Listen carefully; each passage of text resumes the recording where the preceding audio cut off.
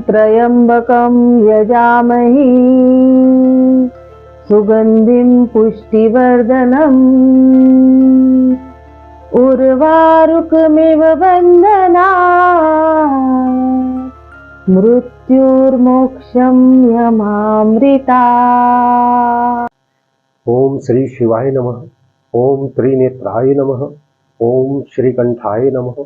ओम श्री इंद्रमुखाय नमः। ओम श्री तत्पुरुषाय नमः। ओम नमो नमो नमः। त्र्यंबकेश्वर भगवान की जय। सोमेश्वर भगवान की जय। काशी विश्वनाथ भगवान की जय।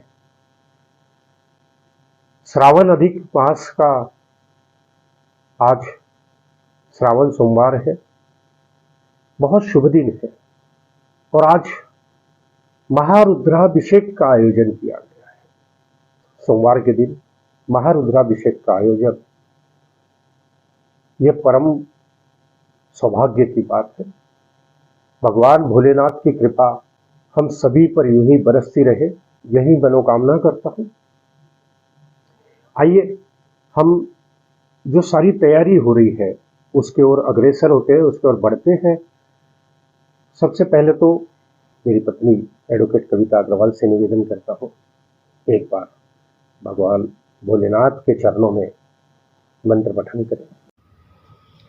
कर्पूर गौरम करुणावतारम संसार सारम भुजगेन्द्रहारम सदा वसन्तं हृदयारविन्दे भवं भवामि सहितं नमामि। हर हर शंभो शिव महादेवा शंभो। भोले बाबा के इस महारुद्राभिषेक पर आप सभी भक्तगणों का पूरे मन के साथ हार्दिक स्वागत करता हूं। भोले बाबा के इस महारुद्राभिषेक के पर्व पर गुरुजी और उनके सारे सहयोगी हमारे घर पधारे हैं और मैं तो कहता हूं कि उनके चरण कमल हमारे घर पे पड़े हैं तो हमारा घर पवित्र हो गया, पावन हो गया। पूरे मन के साथ हम रुद्राभिषेक का आयोजन यहाँ पर करेंगे, पल पल की जानकारी आपको देंगे।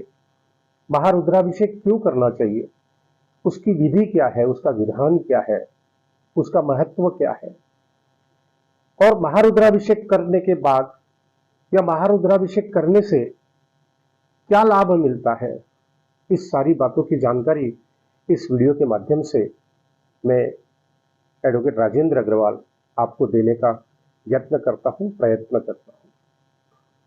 भगवान शिव को प्रसन्न करने की, भगवान शिव की सेवा करने का महारुद्राभिषेक के जैसा उत्तम उपाय कोई नहीं है। बहुत सुंदर महारुद्राभिषेक होता है। महारुद्राभिषेक के अंदर कुछ विधियां है। अगर हम गीता प्रेस गोरखपुर का अगर महारुद्राभिषेक के ऊपर का किताब अगर लाते हैं तो उसमें सारी विधियां लिखी हुई है। महारुद्राभिषेक की पूजा करने के समय सबसे पहले गौरी गणेश जी का पूजन किया जाता है। गौरी गणेश जी का पूजन करने के बाद में भगवान शिव का पूजन किया जाता है।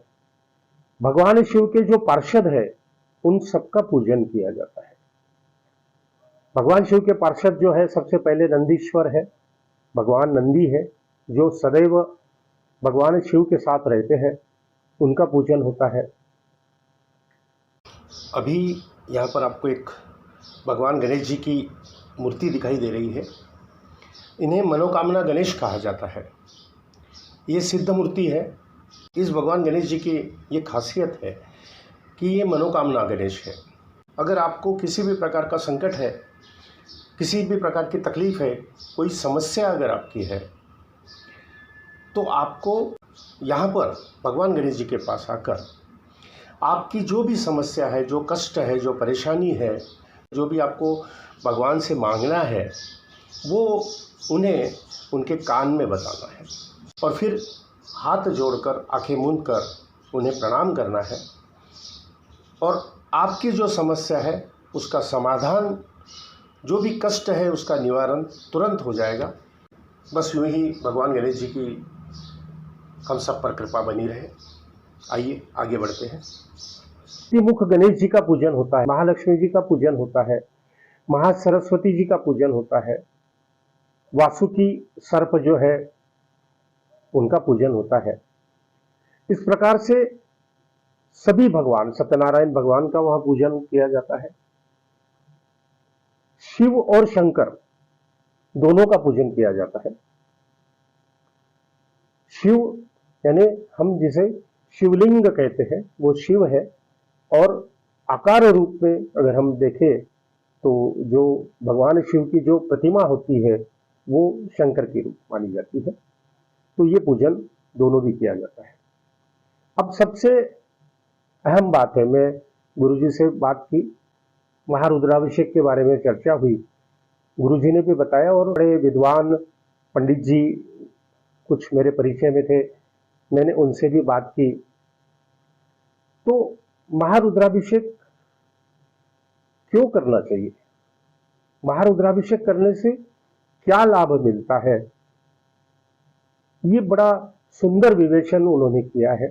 किस प्रकार के कष्ट महारुद्राभिषेक करने से दूर होते हैं, कष्ट दूर करने के उपाय महारुद्राभिषेक में लिखे हुए हैं, इसके बारे में भी सारी बातें गुरुजी ने बताई।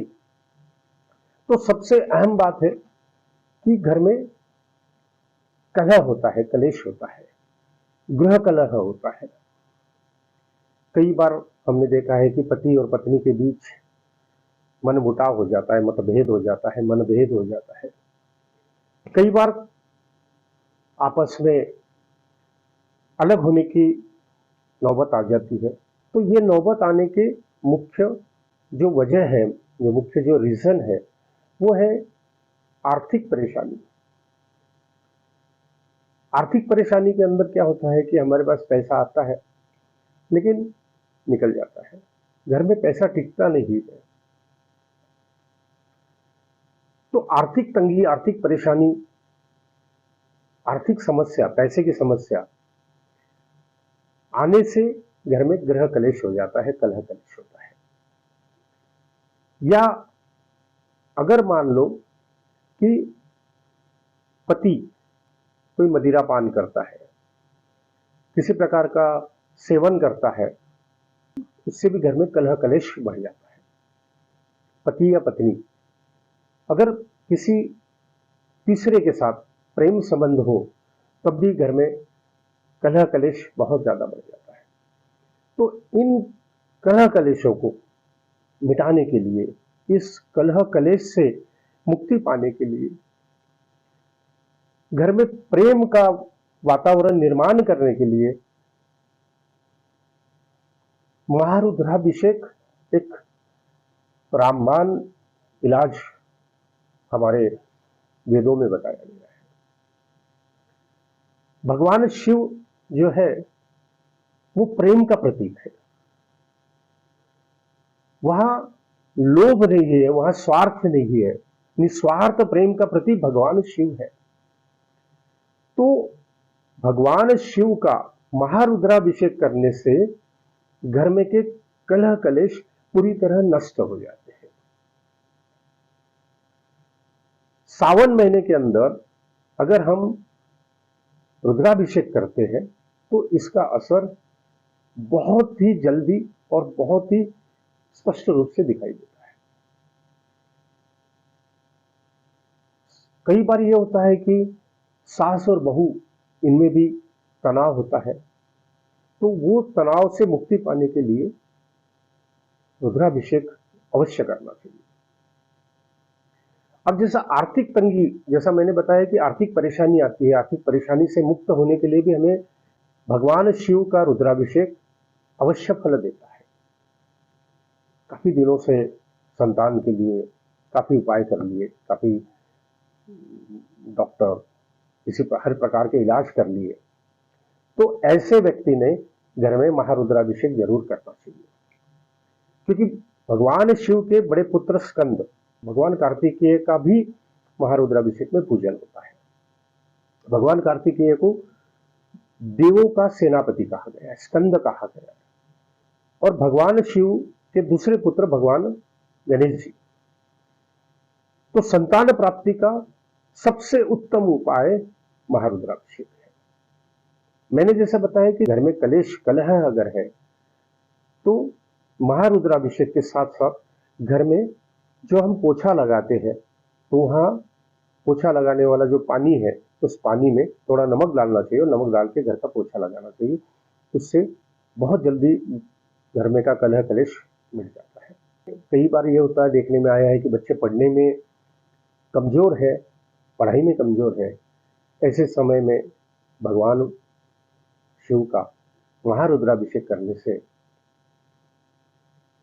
बहुत ही जल्दी उसका हमें समाधान मिल जाता है। बच्चे बहुत ही जल्दी सफलता प्राप्त कर लेते हैं। तो संतान प्राप्ति के लिए रुद्राभिषेक एक बहुत आसान उपाय है और बहुत प्रभावशाली उपाय है।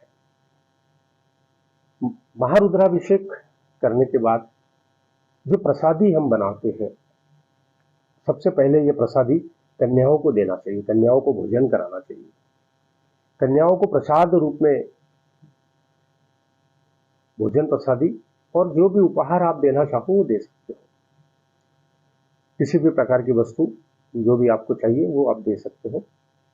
इसके अलावा महारुद्राभिषेक संपन्न होने के बाद, कन्या पूजन के बाद घर में जो भी बुजुर्ग है, हमारे माता पिता है, हमारे दादाजी दादी जी है, नाना जी नानी जी है, जो भी घर में बुजुर्ग है उनका भी पूजन करना चाहिए और उन्हें सबसे पहले भोजन प्रसादी देना चाहिए। उसके बाद ही हम भोजन ग्रहण करें। ये एक सबसे महत्वपूर्ण बात है। इस बात का आप विशेष रूप से ध्यान रखिए। और किसी भी प्रकार की समस्या हो, धन प्राप्ति, संतान प्राप्ति, घर में गृह कलेश, तबीयत का अगर समझो किसी को तकलीफ है कि तबीयत हमेशा खराब रहती है, किसी प्रकार की कोई ऐसी बीमारी है कि जो ठीक नहीं हो रही है, तो ऐसे समय भी महारुद्राभिषेक करने से वो समस्या जल्दी से दूर हो जाती है। इस प्रकार से महारुद्राभिषेक का बहुत ज़्यादा महत्व बताया गया है और आपसे सिर्फ इतना ही निवेदन करता हूँ कि रुद्राभिषेक आप आपके निवास पर, आपके कारोबार के जगह पर, आपका दुकान है, फैक्ट्री है, ऑफिस है, वहाँ भी आप कर सकते हो। सिर्फ उस स्थान को पवित्र करना है, वो पंडित जी बताएंगे आपको पवित्र कैसे करना है, और रुद्राभिषेक जरूर करिए। अगर कारोबार में घाटा है, व्यवसाय ठीक ढंग से नहीं चल रहा है, तो महारुद्राभिषेक के साथ साथ शुक्रवार के दिन आपका जो फैक्ट्री है, दुकान है, ऑफिस है, उसके बाहर, दरवाजे के बाहर दोनों तरफ गेहूं का आटा वो दोनों तरफ डालना है। और इस बात का ध्यान रखना है कि वो आटा डालते समय आपको वहां कोई देखे ना। तो उसके लिए होता है कि सुबह भोर में जल्दी उठकर दरवाजे में दोनों तरफ डालिए और फिर उसका फल प्राप्ति आपको जरूर मिलेगी। उपाय बहुत है, बस भोले बाबा के चरणों में निवेदन है कि बाबा भोलेनाथ बस इसी प्रकार सब पे कृपा बरसाए रखिए। वीडियो का समापन करने से पहले निवेदन है कि एक बार भोले बाबा को हम प्रसन्न करें। आइए सुनते हैं। करचरण कृतं वा वाकायजं कर्मजं वा श्रवणनयनजं वा मानसं मापराधं विहितम वा सर्वमेतत् समस्य। जय जय हे करुणानिधे श्री महादेव शंभो। बोलो भाई काशी विश्वनाथ भगवान की जय, माता पार्वती की जय, पूज्य गणेश जी की जय। काशी बाशी वासनम कालनेम पूजनम कोटिक कन्या महादानम एक बिल्वपत्र शिवाय अर्पणम। ओम नमः शिवाय, ओम नमः शिवाय।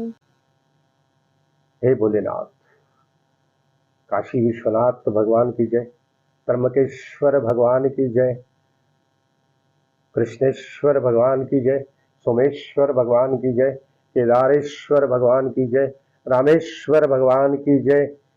जय भोलेनाथ।